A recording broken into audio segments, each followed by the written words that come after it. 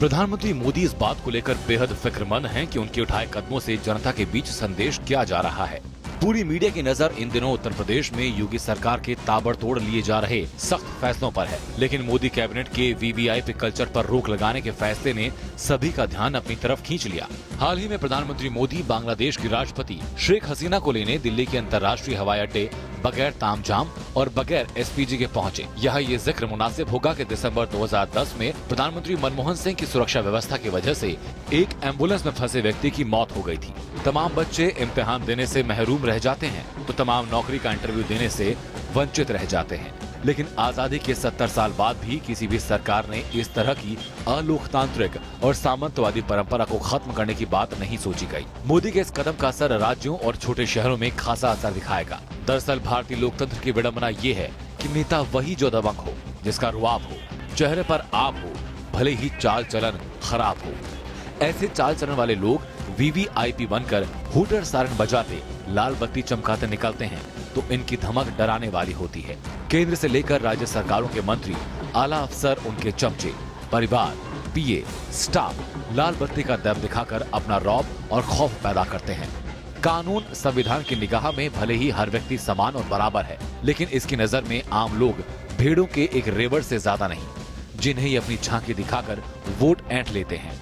ऐसी ही एक VVIP culture का हिस्सा गार्ड ऑफ ऑनर है, जिसमें अपराध जगत में साख कमाकर मंत्री बने नेता को गार्ड ऑफ ऑनर देने के लिए पुलिस के जवान घंटों घंटों इंतजार करते हैं। ये उनके ही नहीं, एक आम नागरिक के आत्मसम्मान पर भी गहरी चोट है।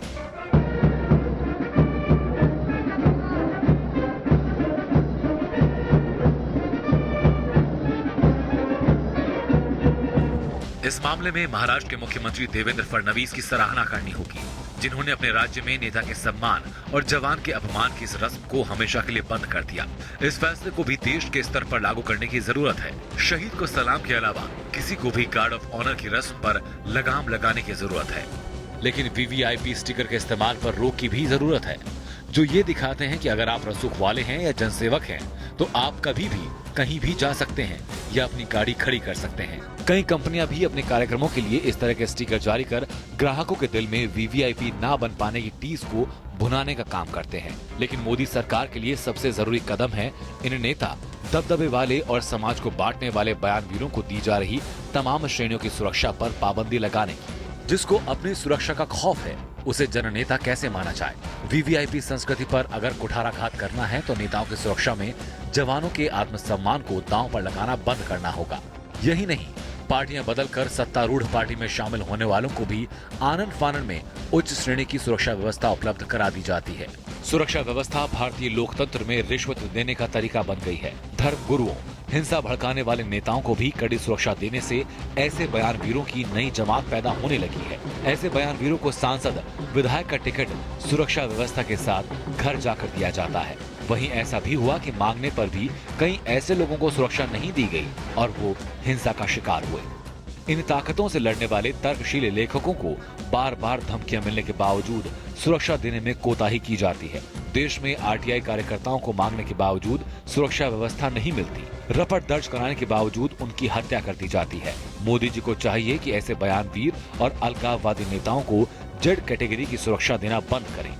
इन लोगों को टिकट भी विजिबिलिटी के नाम पर दिए जाते हैं, नैतिकता, आदर्श, मूल्य और देश और समाज के योगदान के आधार पर नहीं।